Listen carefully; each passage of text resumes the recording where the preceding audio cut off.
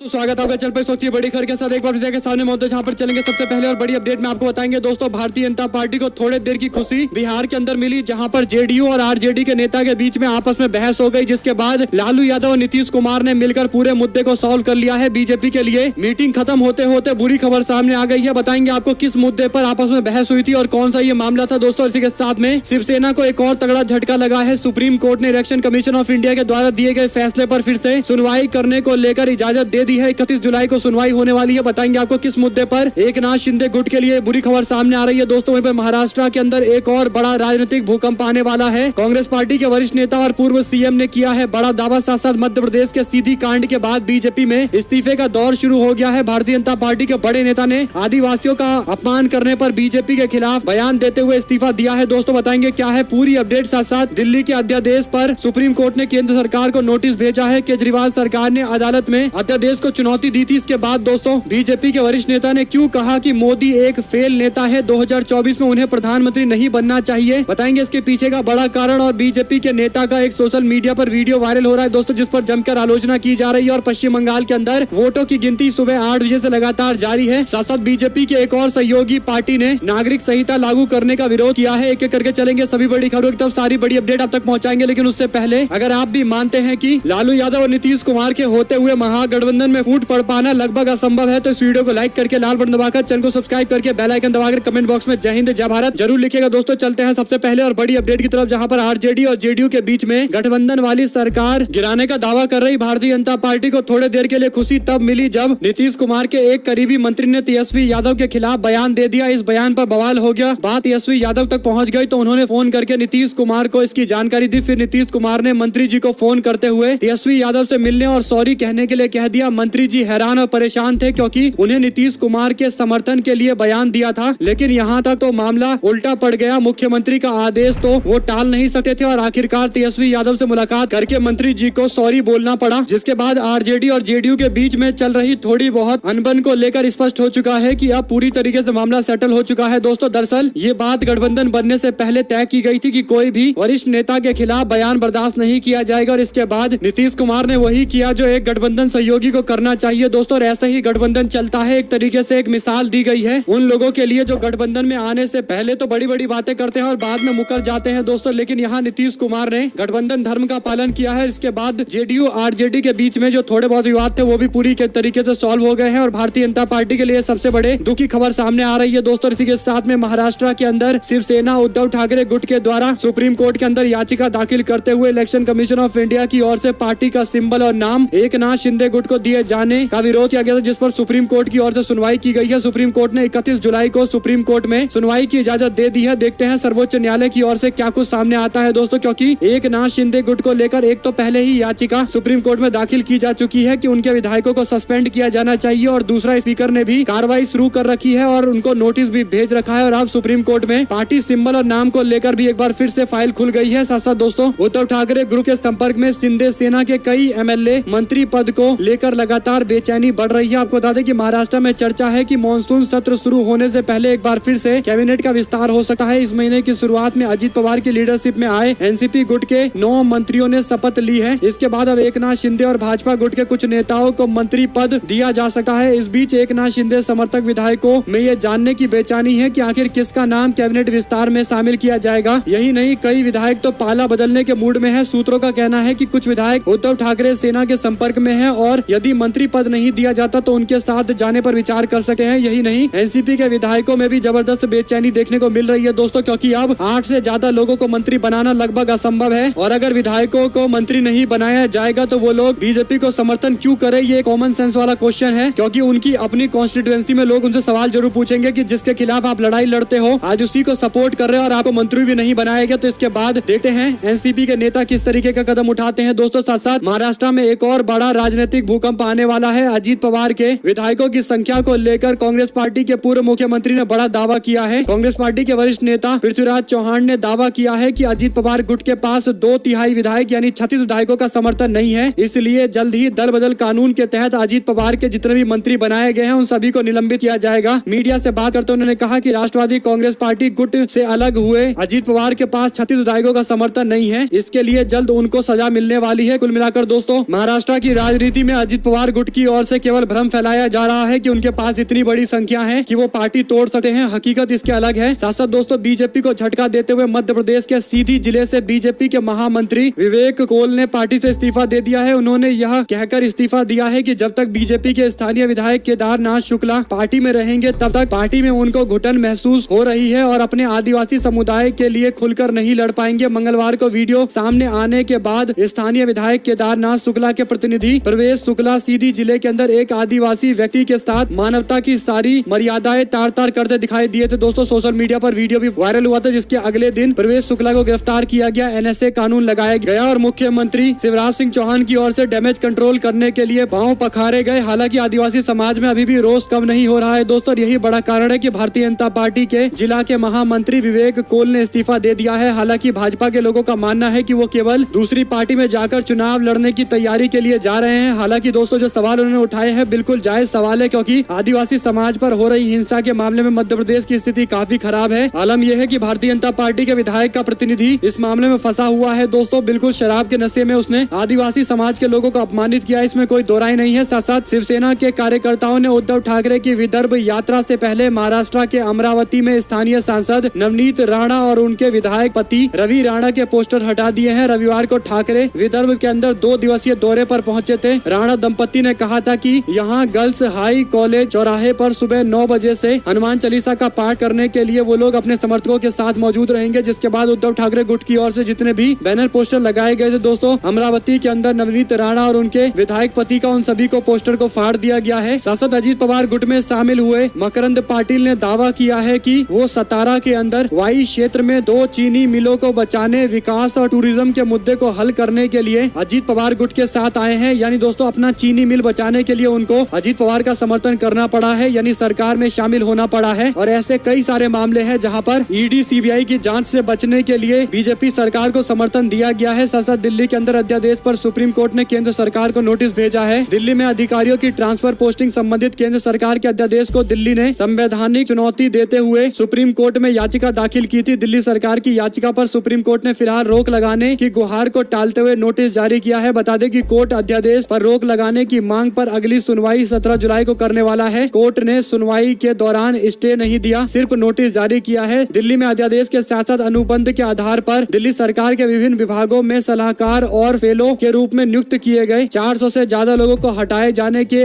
आदेश पर रोक लगाने की मांग फिलहाल टालते हुए कहा है कि अगले सोमवार को दोनों मुद्दे पर चर्चा की जाएगी। सुपर सीएम की तरह काम कर रहे हैं लेफ्टिनेंट गवर्नर, इस तरीके से आरोप लगाते हुए दिल्ली सरकार के वकील अभिषेक मनु सिंघवी की ओर से याचिका दाखिल की गई थी। साथ साथ दोस्तों बिहार के अंदर विधानमंडल का मॉनसून सत्र शुरू हुआ है। इस मौके पर महागठबंधन के विधायक दल के बैठक के दौरान नीतीश कुमार ने गठबंधन के नेताओं की पोल खोल दी है। नीतीश कुमार ने कहा कि जो लोग षड्यंत्र कर रहे हैं, जो गलती कर रहे हैं, उसकी जानकारी मुझे है, मुझे पता है कि कौन क्या कर रहा है। नीतीश कुमार ने महागठबंधन विधानमंडल दल के अंदर बैठक में कांग्रेस पार्टी के एक सीनियर विधायक के साथ अपनी पार्टी के एक नेता की ओर देखते हुए कहा कि आप जो कर रहे हैं उसका क्या जवाब देंगे? जिन्होंने आपको वोट देकर विधायक बनाया है उसको क्या जवाब देंगे? आप किसके चेहरे पर जीत कर आए हैं, ये आपको याद रखना चाहिए। यानी दोस्तों कुछ नेताओं की बीजेपी के लोगों के साथ में तस्वीरें सोशल मीडिया पर सामने आई थी, जिसके बाद नीतीश कुमार ने इशारों में ही उन नेताओं को सचेत कर दिया है कि जिसके साथ आप करीब जा रहे हो थोड़ा बच के। इस बैठक में नीतीश कुमार ने आरजेडी के विधान पार्षद सुनील सिंह पर खुला आरोप लगा दिया कि वो अमित शाह के संपर्क में है और बीजेपी से लोकसभा का चुनाव लड़ना चाहते हैं। नीतीश कुमार के इस आरोप पर सुनील सिंह ने जवाब दिया। इसके बाद दोनों के बीच में बहस भी देखने को मिली है। हालांकि मामले को सॉल्व करते हुए लालू यादव ने दखल दिया है। दोस्तों कुल मिलाकर नीतीश कुमार नहीं चाहते हैं कि कोई कोताही बरती जाए। ऐसा इसलिए दोस्तों क्योंकि महागठबंधन के अंदर भी कुछ नेता हैं जिन पर कानूनी मुकदमे चल रहे हैं और कानूनी मुकदमे हटाने के लिए हो सकता है कि ये एक जगह से दूसरी जगह जाने की कोशिश करे। नीतीश कुमार ने हालांकि संकेत दे दिए हैं कि उन्हें दूर रहना चाहिए। साथ साथ हरियाणा के पूर्व सीएम भूपेंद्र हुड्डा प्रदेश के अंदर कांग्रेस पार्टी को लेकर बयान देते हुए बोलने लगे कि उन्हें किसी के गठबंधन की कोई जरूरत नहीं है। इस पर अभय चौटाला ने टिप्पणी करते हुए कहा कि गठबंधन की कोई जरूरत नहीं है, ये फैसला भूपेंद्र सिंह हुड्डा लेंगे या फिर राहुल गांधी लेंगे। क्या भूपेंद्र सिंह हुड्डा आज जगह जगह टिकट देते फिर रहे हैं, लेकिन उन्हें फैसला लेने का कोई अधिकार नहीं है। दरअसल अभय चौटाला परिवर्तन यात्रा के लिए उचाना मंडी पहुंचे थे। हालांकि दोस्तों अभय चौटाला की अपनी पार्टी की ही स्थिति काफी ज्यादा खराब है। साथ साथ मोदी एक फेल नेता है, 2024 में उन्हें प्रधानमंत्री नहीं बनना चाहिए, सुब्रमण्यम स्वामी ने बयान दिया है। बीजेपी के वरिष्ठ नेता सुब्रमण्यम स्वामी ने देश के प्रधानमंत्री नरेंद्र मोदी को लेकर कहा कहा कि मोदी को दोबारा प्रधानमंत्री नहीं बनना चाहिए क्योंकि मोदी देश के कई मोर्चों पर फेल हो गए हैं। कौन बनेगा 2024 में देश का प्रधानमंत्री, इस पर पूछे गए सवाल पर जवाब देते हुए उन्होंने कहा कि हमारी कमजोर अर्थव्यवस्था के लिए मोदी जिम्मेदार है। कोरोना में देश की GDP 16% नीचे गिर गई, जिसमें अभी तक कोई सुधार नहीं हो पाया, इसलिए मोदी को दोबारा प्रधानमंत्री नहीं बनना चाहिए। भाजपा के नेता स्वामी यहीं नहीं रुके, उन्होंने आगे कहा कि मोदी हर मामले में जीरो साबित हुए हैं। मणिपुर में हिंसा को लेकर भी बीजेपी के नेता ने प्रधानमंत्री मोदी को जमकर सुनाया है। दोस्तों, साथ साथ मोदी सरनेम मामले में राहुल गांधी की संसदीय सदस्यता खत्म किए जाने के खिलाफ कांग्रेस पार्टी का प्रदर्शन 12 जुलाई को गांधी मैदान स्थित गांधी प्रतिमा के पास 10 बजे से कांग्रेसी नेता मौन सत्याग्रह पर बैठने वाले हैं। सारे वरिष्ठ लोग मौजूद रहेंगे। साथ साथ उत्तर प्रदेश सरकार के मंत्री स्वतंत्र देव सिंह की फोटो सोशल मीडिया पर वायरल हो रही है, जिसमें वह एक शख्स की फरियाद सुनते नजर आ रहे हैं। फोटो में स्वतंत्र देव सिंह सोफे पर बैठे हुए हैं, आसपास अन्य लोग भी मौजूद हैं, लेकिन एक शख्स घुटने के बल जमीन पर बैठकर स्वतंत्र देव सिंह के सामने हाथ जोड़कर दिखाई दे रहा है। सोशल मीडिया पर यह तस्वीर तेजी से वायरल हो रही है। आपको बता दें कि योगी सरकार के मंत्री स्वतंत्र देव सिंह के सामने हाथ जोड़कर जमीन पर बैठा शख्स एक शिक्षक बताया गया है। जानकारी के अनुसार शिक्षक अपनी सैलरी को रोके जाने से परेशान है। वो मंत्री के सामने फरियाद लेकर आया है और इसीलिए हाथ पैर जोड़कर रिक्वेस्ट कर रहा है कि जल्द से जल्द उनकी सैलरी को शुरू किया जाए। साथ साथ पश्चिम बंगाल पंचायत चुनाव वोटों की गिनती आज सुबह 8 बजे से शुरू हो गई है। दोस्तों, सभी मतगणना केंद्र पर केंद्रीय बलों की तैनाती और CCTV कैमरा लगाए जाने की जानकारी दी जा रही है। साथ साथ टमाटर की बढ़ती कीमत को लेकर भी मुसलमानों को जिम्मेदार ठहराते हुए सुरेश चावाड़के की ओर से एक ट्वीट किया गया है। इसमें सुदर्शन न्यूज पर छापी गई खबर का हवाला देते हुए लिखा गया कि मुस्लिम व्यापारियों और बिचौलियों के द्वारा किसानों के टमाटर की जमाखोरी, किसानों को नहीं मिल रहा असली भाव। पढ़िए सुदर्शन न्यूज की एक्सक्लूसिव रिपोर्ट। यानी दोस्तों, व्यापार जिहाद बताते हुए मुसलमानों को बढ़ते टमाटर के दाम के लिए जिम्मेदार बताया जा रहा है। आप लोग समझ सकते हैं कि किस तरीके से जहन में नफरत बसी हुई है कि हर मामले पर मुसलमानों को दोषी बताया जा रहा है। साथ साथ मध्य प्रदेश को लेकर कांग्रेस पार्टी ने अपना पोस्टर जारी कर दिया है। दोस्तों, प्रियंका गांधी की विशाल आम सभा को लेकर जारी पोस्टर में लिखा गया है कि 21 जुलाई 2023 शुक्रवार को स्थान मेला ग्राउंड ग्वालियर दोपहर 12 बजे कांग्रेस पार्टी की नेत्री प्रियंका गांधी की रैली होने जा रही है और पार्टी के सारे कार्यकर्ताओं को जल्द से जल्द रैली से पहले पहुंच जाने का रिक्वेस्ट किया जा रहा है। कुल मिलाकर दोस्तों, प्रियंका गांधी ग्वालियर में बड़ी रैली करेगी और इसलिए महत्वपूर्ण है क्योंकि ये इलाका ज्योतिरादित्य सिंधिया से जुड़ा हुआ इलाका है, यहीं से वो जीत कर आते हैं। साथ साथ दोस्तों, अरुणाचल प्रदेश में नेशनल पीपल पार्टी ने समान नागरिक संहिता यानी UCC के तत्काल कार्यान्वयन का विरोध करने का फैसला लिया है। NDTV की रिपोर्ट के मुताबिक NPP के राज्य महासचिव पाकंगा बागे ने कहा कि यह निर्णय शनिवार को अरुणाचल प्रदेश की राजधानी ईटानगर में पार्टी के राज्य कार्यकारिणी की बैठक में लिया गया है। NPP के राज्य कार्यकारी के अध्यक्ष लिखा साया ने संवाददाता से कहा कि NPP विकास के मुद्दे को लेकर BJP के साथ में गठबंधन में है, लेकिन क्षेत्रीय पार्टी अपनी विचारधारा का पालन करने के लिए आजाद है। इसीलिए भारतीय जनता पार्टी के द्वारा अगर UCC लाया जाएगा तो हम इसका विरोध करेंगे क्योंकि ये हमारी मूल विचारधारा के खिलाफ है। साथ दोस्तों, मध्य प्रदेश के उज्जैन के बड़नगर के विधायक मुरली मोरवाल ने एक वीडियो में दावा किया है कि भारतीय जनता पार्टी ने उन्हें खरीदने की कोशिश की है। उन्होंने कहा कि वो टिकाऊ माल है, बिकाऊ नहीं है, इसलिए उन्होंने ऑफर से इनकार कर दिया। विधायक ने कहा कि BJP की ओर से उन्हें करोड़ों रुपए देने का ऑफर दिया गया, मंत्री का पद देने की बात कही गई। 30 जून 2023 को बड़नगर विधानसभा के मंडलम और सेक्टर कमेटी की बैठक के दौरान उन्होंने दावा किया है कि उन्हें खरीदने के लिए भाजपा के लोगों ने करोड़ों रुपए देने की बात कही थी, लेकिन उन्होंने करोड़ों रुपए नहीं लिया और कांग्रेस पार्टी के मजबूत कार्यकर्ता बने रहे। साथ साथ दोस्तों, हिंसा प्रभावित मणिपुर के इलाके में इंटरनेट सुविधाओं को फिर से बहाल करने के लिए हाईकोर्ट के आदेश के खिलाफ राज्य सरकार ने सुप्रीम कोर्ट का रुख किया है। राज्य सरकार ने कहा कि स्थिति में बार बार बदलाव हो रहा है, अभी इस आदेश पर अमल करना मुश्किल है। हिंसा मामले पर राज्य सरकार ने सुप्रीम कोर्ट में स्टेटस रिपोर्ट रखी है। सॉलिसिटर जनरल ने कहा कि स्थिति सुधर रही है, इस समय किसी भी अफवाह से बचने की जरूरत है। चीफ जस्टिस ने याचिकाकर्ताओं से कहा कि इस रिपोर्ट को देकर अपनी तरफ से सुझाव दे, हम इस पर एक बार फिर से सुनवाई करेंगे। यानी आज की तारीख तय की गई है। सुनवाई के दौरान वरिष्ठ वकील रंजीत कुमार ने मांग की है कि ड्रग्स और अपराध को लेकर UN रिपोर्ट में भी रिकॉर्ड पर जो बातें कही गई है उससे हमें मणिपुर के हालात को समझना चाहिए। चीफ जस्टिस ने कहा कि उन्हें भी अपनी बात रखने का मौका मिलेगा। कोर्ट सामान्य स्थिति बहाल करने में अपनी भूमिका को लेकर भी कहा कि वो भी भूमिका निभाना चाहते हैं। चीफ जस्टिस ने याचिकाकर्ता से आगे और भी बात कही है। इस दौरान मणिपुर ट्राइबल फोरम के वकील कॉलिन ने कहा कि सरकार के संरक्षण में कुकी आदिवासियों को निशाना बनाया जा रहा है। चीफ जस्टिस ने उन्हें रोकते हुए कहा कि सरकार का काम है कानून व्यवस्था को सही से लागू करना, सुप्रीम कोर्ट इसे नहीं चला सकता। कल होने वाले सुनवाई में लोगों की मदद पर सुझाव दिए जाएंगे। मणिपुर में इंटरनेट बहाली के मुद्दे को लेकर भी चर्चा की जाएगी। दोस्तों, देखते हैं हाईकोर्ट के फैसले को क्या सुप्रीम कोर्ट सही ठहराएगा या फिर इसमें कुछ बदलाव करेगा, ये देखने वाली बात है। साथ साथ आजाद समाज पार्टी के प्रमुख चंद्रशेखर के बढ़ते प्रभाव ने मायावती की चिंता बढ़ा दी है। बसपा प्रमुख मायावती ने चंद्रशेखर के बढ़ते प्रभाव की काट के लिए खास प्लान बनाया है। मायावती ने दिल्ली में डेरा डाल दिया है। ऐसा पहली बार हुआ है जब बसपा की ओर से इस बात का ऐलान किया गया है कि पार्टी के प्रमुख दिल्ली में लंबे समय तक रुकने को लेकर प्लान बना रही हैं। 2024 के चुनाव को लेकर इसे देखा जा रहा है। दोस्तों, मायावती के लंबे समय तक दिल्ली में रहने पर अलग अलग तरीके की प्रतिक्रिया सामने आ रही है, लेकिन ये बात है कि वो दिल्ली से बीएसपी की राजनीति करना चाहती है, क्योंकि आजाद समाज पार्टी के चीफ चंद्रशेखर रावण को जिस तरीके से प्रसिद्धि मिल रही है दिल्ली से, वो मायावती के लिए चिंता का विषय है। साथ साथ गाजीपुर उपचुनाव में राजभर के बेटे अरुण पर दाव लगा सकती है भारतीय जनता पार्टी। आपको बता दें कि यूपी में जल्द ही बीजेपी और सुभाषपा के गठबंधन का ऐलान हो सकता है। ये भी चर्चा हो रही है कि बीजेपी अफजल अंसारी की सदस्यता जाने के बाद खाली हो रही गाजीपुर की सीट पर उपचुनाव के लिए ओपी राजभर के बेटे को खड़ा कर सकती है। इस पूरे मामले में गृह मंत्री अमित शाह की नजर बनी हुई है। माना जा रहा है कि एक हफ्ते के भीतर कुछ बड़े फैसले लिए जा सकते हैं। साथ साथ दोस्तों, पार्टी बंगला सब कुछ गंवाने वाले चिराग पासवान को एक बार फिर से भारतीय जनता पार्टी अपने साथ लाना चाहती है। प्रधानमंत्री मोदी और अमित शाह से भी जल्द मुलाकात होगी, जो जानकारी दी जा रही है। साथ साथ मध्य प्रदेश विधानसभा का सत्र 11 जुलाई से शुरू होने वाला है। 12 जुलाई को पेश होगा अनुपूरक बजट। इसके बाद सर्वदलीय बैठक करके विपक्ष के साथ समन्वय बनाने की कोशिश की जाएगी। दरअसल दोस्तों, मध्य प्रदेश क्योंकि ये चुनावी साल के अंदर है, तो विधानसभा के अंदर जोरदार बवाल देखने को मिलेगा, इसमें कोई दो राय नहीं है। देखते हैं किस तरीके का पूरा मामला रहेगा। साथ साथ मैंने किसी का घर नहीं तोड़ा, उद्धव ठाकरे का बीजेपी को सीधा जवाब। उन्होंने बीजेपी पर तंज कसते हुए कहा कि हाँ, मैं घर पर बैठा था लेकिन मैंने किसी का कोई घर नहीं तोड़ा। उनका सीधा आरोप भारतीय जनता पार्टी पर है। दोस्तों, साथ साथ बंगाल के अंदर पंचायत चुनाव में हुई हिंसा के मामले पर कांग्रेस पार्टी के नेता अधीर रंजन चौधरी ने ममता सरकार से पूछा सवाल। कोलकाता हाईकोर्ट में भी लगाई याचिका। पश्चिम बंगाल में 8 जुलाई को पंचायत चुनाव की वोटिंग के दौरान जमकर हिंसा हुई। 16 लोग मारे गए, 200 से ज्यादा लोग घायल हुए हैं। और इसी मुद्दे को उठाते हुए अधीर रंजन चौधरी ममता सरकार से सवाल पूछ रहे हैं। साथ साथ शरद पवार सोचते हैं कि एनसीपी को तोड़ने के पीछे मेरा हाथ है, लेकिन इसमें मेरा कोई योगदान नहीं है। छगन भुजबल आजकल शरद पवार के द्वारा उठाए गए कदम से काफी ज्यादा नाराज है। दोस्तों, दरअसल शरद पवार ने उनके इलाके में जाकर एक रैली कर दी थी यवाल में, जिससे छगन भुजबल इतने ज्यादा उखड़ गए कि पहले आरोप लगाने लगे कि वो क्योंकि ओबीसी समाज से आते हैं इसलिए शरद पवार उनके इलाके में जाकर रैली कर रहे हैं। और अब ये दावा कर रहे हैं कि शरद पवार को शायद लगता है कि मेरे कारण पार्टी टूटी है, लेकिन ये सच नहीं है। उन्होंने आगे कहा कि एनसीपी के टूटने में मेरा कोई लेना देना नहीं है। प्रफुल्ल पटेल दिल्ली में शरद पवार के सहयोगी हैं, अजित पवार उनके परिवार के हैं, लेकिन शरद पवार को लगता है कि मेरे कारण ये पार्टी टूटी है। साथ साथ दोस्तों, पश्चिम बंगाल के पंचायत चुनाव को लेकर कांग्रेस पार्टी के नेता मल्लिकार्जुन खड़गे ने भी लोकतंत्र की हत्या पर सवाल खड़े किए हैं। उन्होंने ट्वीट करते हुए लिखा कि इस तरीके की हिंसा की मैं निंदा करता हूं, क्योंकि चुनाव निष्पक्ष तरीके से होने चाहिए, नहीं तो लोकतंत्र जैसा कुछ बचेगा नहीं। इससे पहले पश्चिम बंगाल कांग्रेस के अध्यक्ष ने भी सवाल खड़े किए थे। दोस्तों, कुल मिलाकर ये ममता सरकार की आलोचना नहीं है, बल्कि पूरी चुनावी व्यवस्था की आलोचना है, क्योंकि देश के अन्य राज्यों के अंदर इस तरीके से इतनी बड़ी हिंसा देखने को बहुत कम ही मिलती है, और वो भी पंचायत चुनाव के दौरान। लेकिन पश्चिम बंगाल में एक अलग ही सीन देखने को मिलता है। दोस्तों, इसके पीछे आप लोग को क्या कुछ लगता है, कौन बड़ा कारण है, लिखकर जरूर बताएगा। क्या पूरी व्यवस्था ही खराब है, या फिर पश्चिम बंगाल के अंदर राजनीतिक कल्चर ही उस तरीके का डेवलप कर दिया गया है। जो हिंसा हुई है जिसमें टीएमसी के सबसे ज्यादा कार्यकर्ता मारे गए हैं। साथ साथ सपा के विधायक पल्लवी पटेल का बयान, कहा यूपी में ऑपरेशन लोटस कभी भी सक्सेसफुल नहीं होगा, बीजेपी जितना चाहे दम लगा ले, भाजपा को उत्तर प्रदेश से नाराजगी और निराशा ही हाथ लगेगी। साथ साथ राघव चड्ढा के सरकारी बंगले के आवंटन को क्यों रद्द किया गया, कोर्ट में 10 अगस्त को सुनवाई होने वाली है। राघव चड्ढा ने पटियाला हाउस कोर्ट में अर्जी दाखिल की है। कोर्ट में दाखिल याचिका में तर्क दिया गया है कि उनको आवंटित आवास को मनमाने ढंग से रद्द किया गया। अथॉरिटी में बिना कोई कारण और औचित्य बताए आवास आवंटन रद्द किए गए। इस मामले में सोमवार को सुनवाई की गई थी और 10 अगस्त तक की तारीख तय की गई है। दोस्तों, अब पश्चिम बंगाल में हुई हिंसा के मामले पर बीजेपी ने फैक्ट फाइंडिंग टीम बनाई है, जो बंगाल का दौरा करेगी। सांसद रवि शंकर प्रसाद को जिम्मेदारी दी गई है, जिनको संयोजक बनाया गया है, और देखने के लिए कि कहां-कहां बम बारूद मिले हैं, कहां-कहां हिंसा हुई है, किस तरीके से, कौन है इस हिंसा के पीछे, इसकी रिपोर्ट बीजेपी के लोगों को सौंपने के लिए कहा गया है। हालांकि भाजपा किसको जिम्मेदार बताएगी आप लोग जानते ही हैं। दोस्तों, साथ साथ अपने आप को पत्रकार बताने वाले आनंद प्रकाश पांडे का दावा है कि जयंत चौधरी पिछले कुछ दिनों से अपने पार्टी के नेताओं और कार्यकर्ताओं के संपर्क में नहीं है। दिल्ली के फार्म हाउस पर लगने वाली भीड़ भी नदारत है, और बीजेपी के लोगों से संपर्क को लेकर इशारों में संदेश दिए जा रहे हैं, संकेत दिए जा रहे हैं। 12 तारीख को भारतीय जनता पार्टी के कैबिनेट के विस्तार से कुछ बातें तय होने वाली है। देखते हैं क्या कुछ निकलकर सामने आएगा। साथ साथ दोस्तों, तृणमूल कांग्रेस 24 जुलाई को होने जा रहे राज्यसभा चुनाव के लिए अपने प्रत्याशियों का ऐलान कर चुकी है। टीएमसी के उम्मीदवारों में सीनियर नेता डेरेक ओब्रायन का नाम है, साकेत गोखले, डोला सेन, सुखेंदु शेखर रे और समीरुल इस्लाम और प्रकाश चिक बड़ाई का नाम शामिल है। है टीएमसी ने अपने आधिकारिक हैंडल पे जानकारी दी है। कुल मिलाकर दोस्तों साकेत गोखले का नाम जो है ये एक थोड़ा चौंकाने वाला नाम है, क्योंकि 1-2 साल ही हुआ है जब उन्होंने टीएमसी ज्वाइन की है और जेल में भी बंद रहे हैं। कई सारे कंट्रोवर्सी को लेकर, खासकर मोदी सरकार को लेकर जो पोस्ट उन्होंने किया था, इस पर उन्हें जेल में भी बंद रखा गया था। साथ साथ शिवराज ने गलत आदमी के पैर धोए, क्या कांग्रेस पार्टी ने उठाए सवाल। दरअसल जिस व्यक्ति का पैर शिवराज सिंह चौहान ने धोया है, उस व्यक्ति ने